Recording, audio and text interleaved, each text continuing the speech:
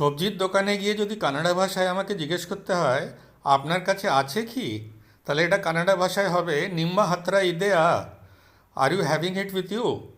যদি জিজ্ঞেস করি আপনার কাছে আলু আছে কি, তাহলে জিজ্ঞেস করব নিম্মা হাতরা আলু গাড্ডে ইদেয়া। বা অথবা জিজ্ঞেস করি আপনার কাছে পেঁয়াজ আছে কি, তাহলে বলবো নিম্মা হাতরা ইড়ুলি ইদেয়া। এরপরে যেটা আমরা জিজ্ঞেস করব, এটা কত করে। কোনো জিনিসের দাম যখন আমরা জিজ্ঞেস করি আমরা বলি এটা কত করে।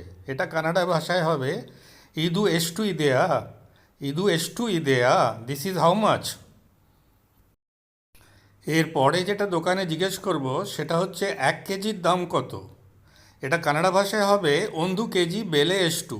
অন্ধু মানে এক, কেজি মানে কেজি, বেলে মানে হচ্ছে দাম, এস্টু মানে কত। What is the cost of 1 KG? অন্ধু কেজি বেলে এস্টু।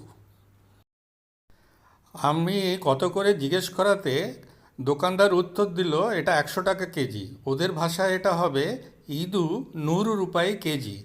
ইদু মানে এটা, নুরু মানে 100, রুপাই মানে টাকা, কেজি মানে KG. This is 100 rupees KG. এরপরে আপনি দোকানদারকে বলছেন দাম বেশি হচ্ছে একটু কম করুন।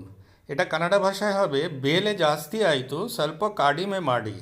বেলে মানে হচ্ছে দাম, জাস্তি মানে হচ্ছে বেশি, আইতু মানে হচ্ছে, স্বল্প মানে একটু, কাডিমে মানে কম করা, মাডি মানে করুন।